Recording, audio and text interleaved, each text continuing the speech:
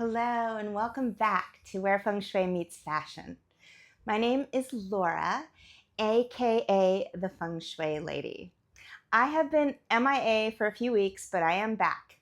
Since my mother died in February, I have basically been ill, and in my mind, inexplicably so, because I haven't been sick in so long that I can't remember the last time I was sick. It's been at least, I don't know, 5 years, maybe more since I've been sick. I can't say for sure, but suffice it to say that I generally have a very hardy immune system. Being as sick as I have been in recent days has basically been both humbling and healing. I first fell ill after my mom's passing and service in mid February. So it seemed like a commonplace cold that lasted a couple of weeks. And symbolically, I felt like it was my body forcing me to cry or grieve, which on some level I was resisting. I just wasn't feeling anything. I was numb. I eventually got better and I was feeling good. I was being social and out in the world when I got sick again on March 24th after a brief productive social period. Very brief. For the most part, I have been sick essentially since February, and it's forced me to look within and do some shadow work. With round two of my illness, I lost my voice for the first few days. Then it turned into a full blown flu that took me out and would not let go.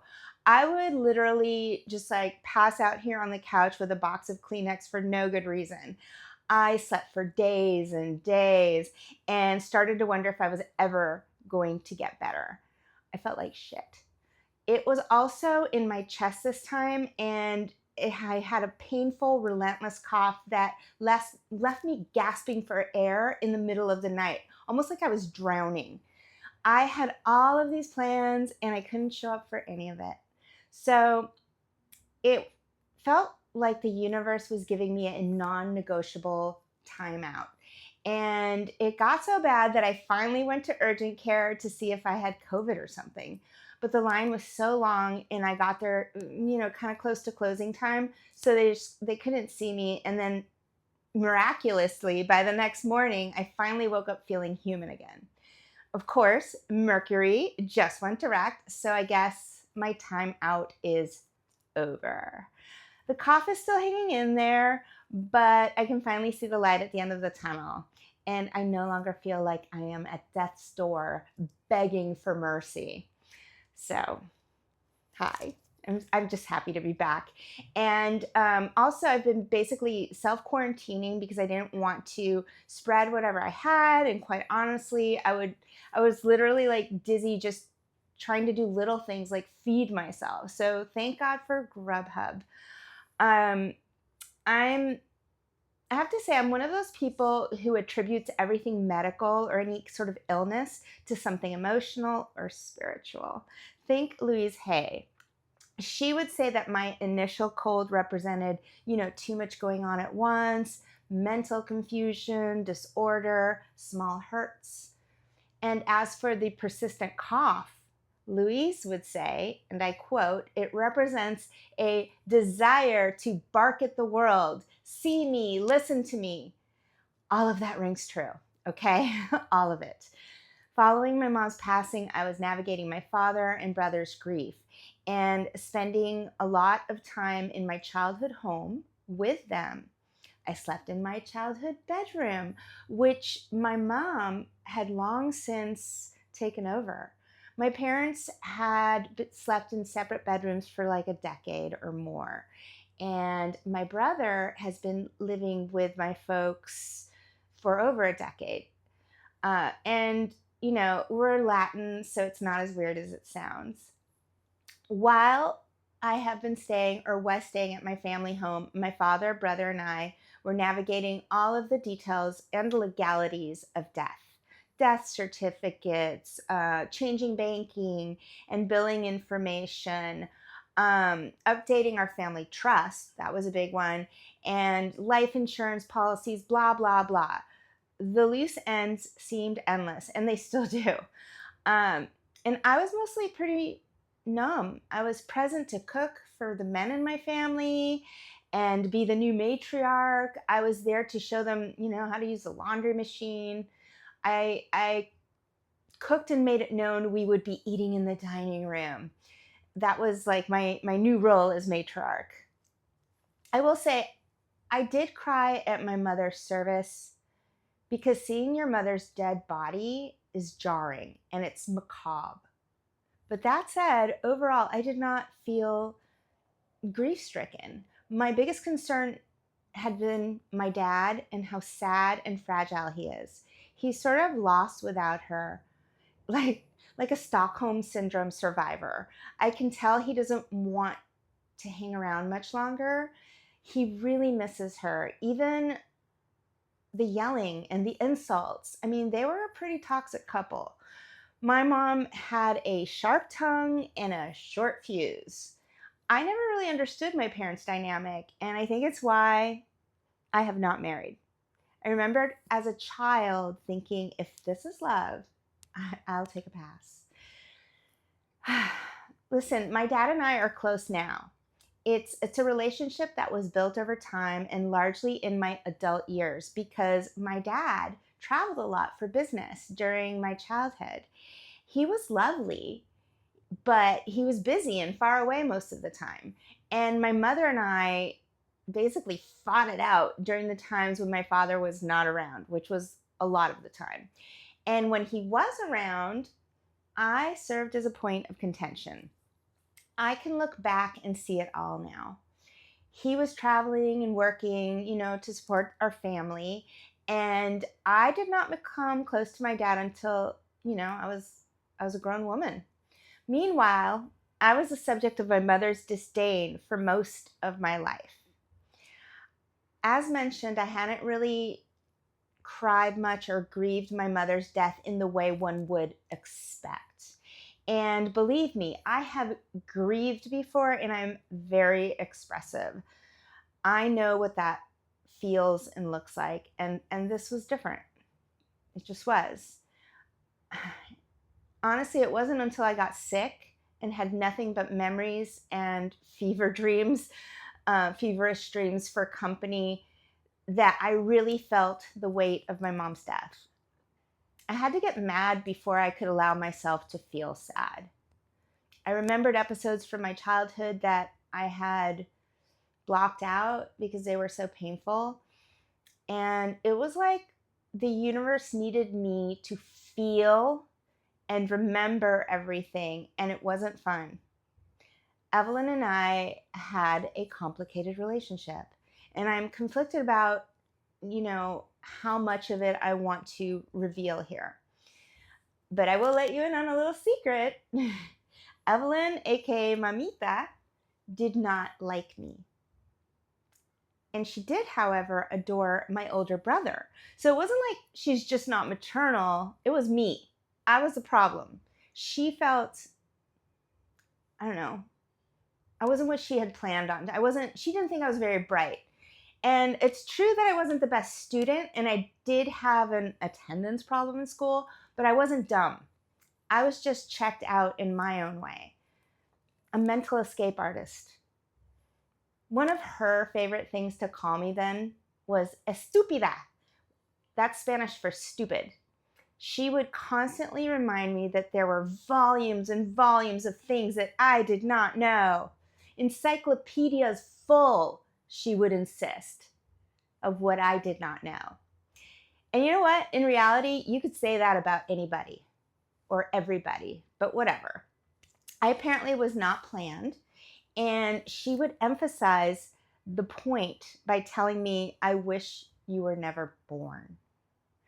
She begrudgingly raised me. She kept me alive, but she killed my spirit in the process. If she did love me, it was out of obligation, not adoration. And I did not feel loved.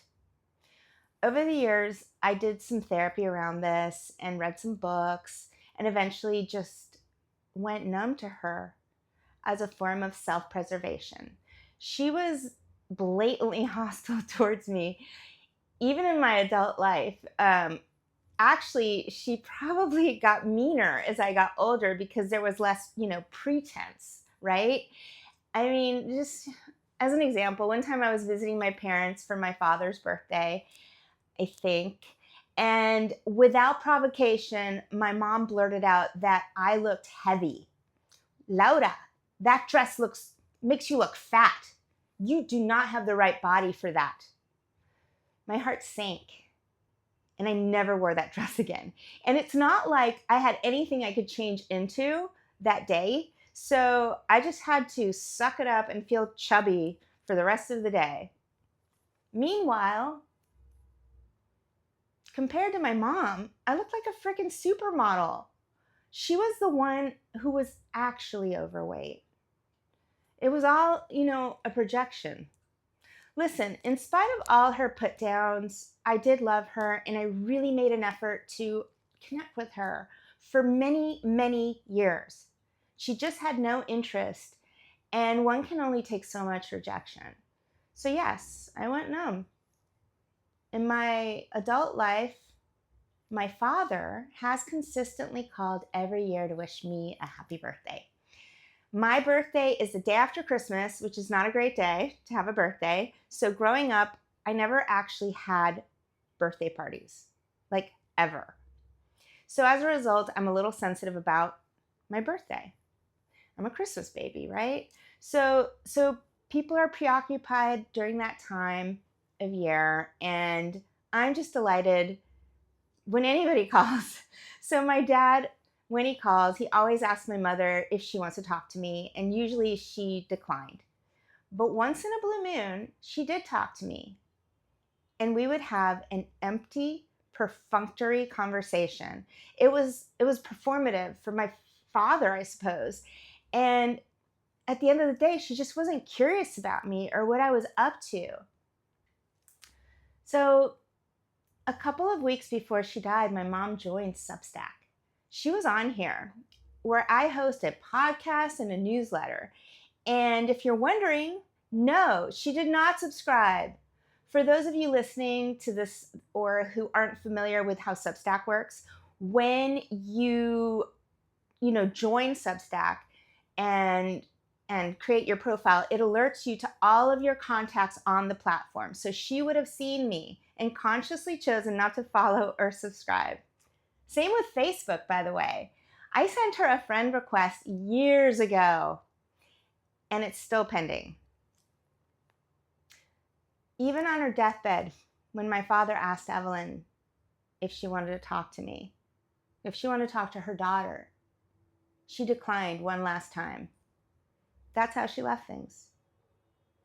That final rejection was the nail in the coffin for me. This cough that I had is me screaming, "Why don't you love me?"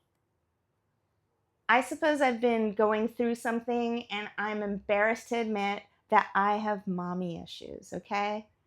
I really wanted her like me, love me, all of it. I chased that validation my whole life and eventually gave up. And when I looked for validation elsewhere, like in my dating life, I found myself dating men who made me feel exactly like my mother did. Invisible, unlovable, and like I was taking up too much space.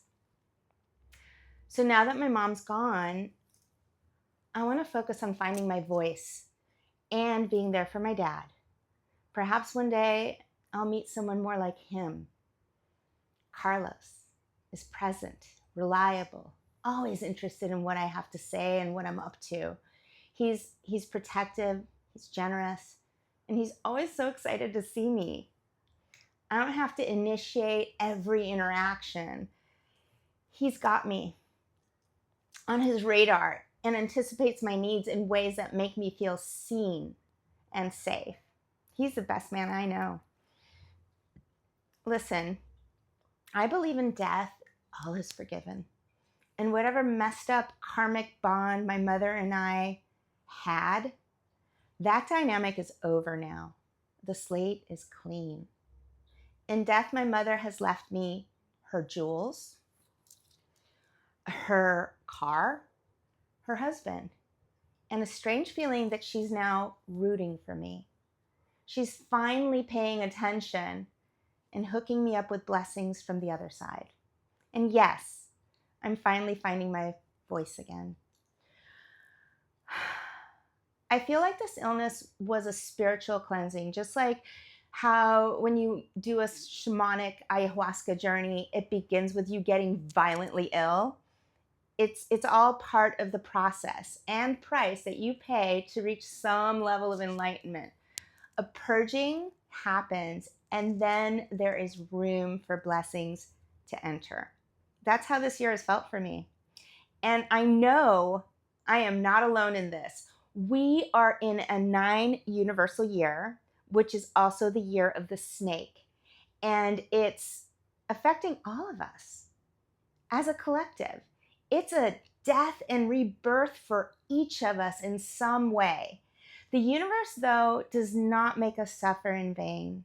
There's always a reward, like flowers after it rains. So, in the midst of my recent dark nights, I was inspired to deepen my feng shui practice with Black Sect Tantric Buddhist feng shui transmissions, traditions, and teachings.